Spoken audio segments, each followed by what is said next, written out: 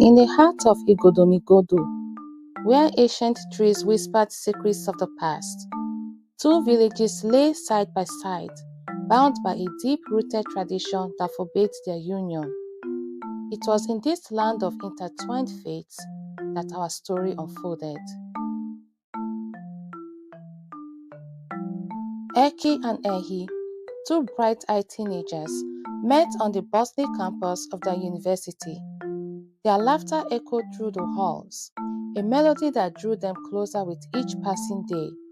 They shared dreams under the shade of the Iroko tree, their hands entwined, hearts sinking in rhythm. Love blossomed, pure and unaware of the invisible chains of their heritage. As seasons changed, so did their bond deepen. They promised each other forever, a vow sealed with the innocence of youth. Little did they know, their roots traced back to the twin villages of Igodomigodo, where an ancient edict whispered, "No child of these soils shall intertwine." Eki and Ehi grew up under the protection and guidance of their parents, but knew little about their tradition that forbids twin villages from intermarriage. They knew the basics of their background and nothing more. Ehi had once visited Eki's home and seen her parents, who were happy to see him after everything Eki told them about him, how he protected her and ensured her safety on campus. Ehi, on the other hand, had busy parents who were rarely at home. He had promised Eki they would visit his family someday, but was uncertain when that would likely happen. One sunny day, Ehi, having spoken so much about Eki to his parents, decided to introduce her to them. They were happy to see her, applauding Ehi for picking a better choice for a wife, a daughter of the soil, who speaks a similar dialect as him. After much pleasantries, they sat to eat and the questions began. What's your family name? What village are you from? What clan? As questions continued, Eki noticed a change in their countenance. She turned to look at Ehi, who also saw the change in aura in the dining room. Ehi's mother turned to her husband, Mr. Momo, and then turned to her son. I need to talk to you privately. You cannot continue with this relationship.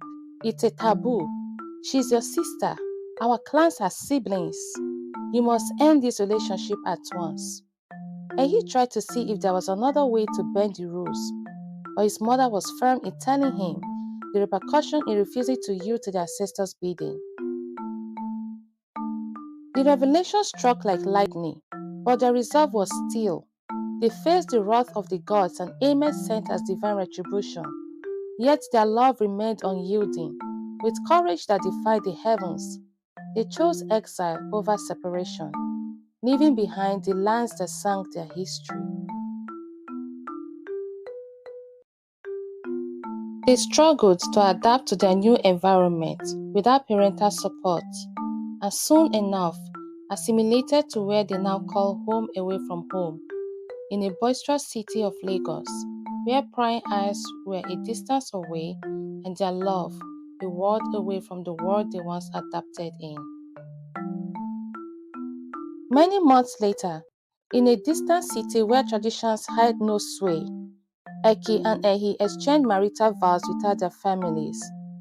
They built a life rich with love, blessed with two children who knew nothing of curses or forbidden soil.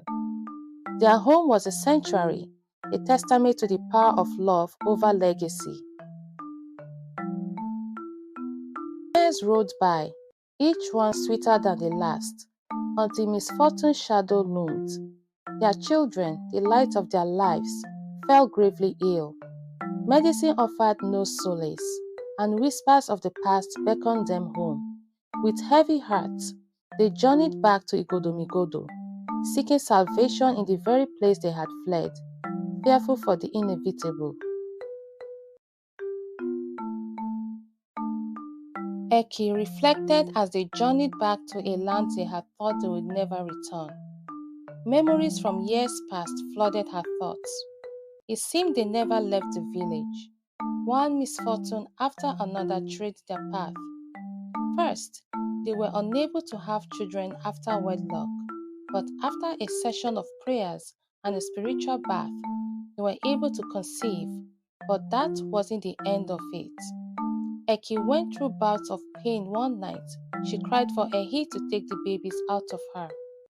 Ehi, a kind and understanding husband, rubbed her back, did the house chores, cared for her, and assured her it was a passing phase. This too shall pass, he said, and so it did. The babies arrived, their voices piercing through the hospital walls. Ehi raised his hands to the sky, tears welling up in his eyes. He thanked the God who made it possible to shame his enemies. Eki smiled weakly at her beautiful children who defied all odds. She called them her little warriors. Soon they returned home from the hospital and were happy, but not for long. It started with a fever and little coughs. After their bodies swelled up and then their voices ceased. Eki panicked.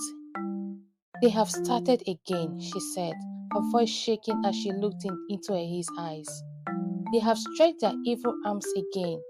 She wept, holding onto her children and rocking them back and forth. "We should see the pastor who prayed and made it possible to conceive them," Ehi said. But the pastor had one thing to say which shattered their world. "You must return to the village and seek their blessing. This is tradition. It's beyond me," the pastor said. Helpless, they put a few belongings together and embarked on their journey back to the Igodomigodo. Familiar roads and houses surfaced as they rode towards the village, that they rejected their love for each other. Unknown to them, the sands of time had changed the very fabrics of the traditions that sent them on exile. The ancestors' summon was solely for reconciliation. Twin villages, once rigid in their ways, had softened with time. Others spoke of Eki and Ehi's love, a legend that had traversed beyond the village borders. As they stepped onto the sacred ground, a miracle unfolded. The children's laughter pierced the silence, their ailments lifting like morning fog. It was love that healed, love that united the villages in celebration. The ancient edicts were lifted, and the twin villages rejoiced in unity. Eki and Ehi's love saved their children and mended the broken threads of tradition. Eki and Ehi grew old, their love story etched into the heart of Igodomigodo. Their children thrived, carriers of a new legacy, one where love knew no bounds.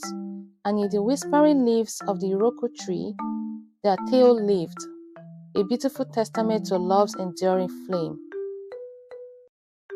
And so, the story of Eki and Ehi, a tale spun with threads of love, defiance, and unity, reminds us that even the most ancient of curses can be broken by the purest of hearts. For in the end, love always finds a way. This tale, woven with the vibrant threads of love and tradition, shows the strength of love and the determination of the lovers to defy all odds. I hope you enjoyed listening to this story. Please subscribe and watch out for the next one. Thank you.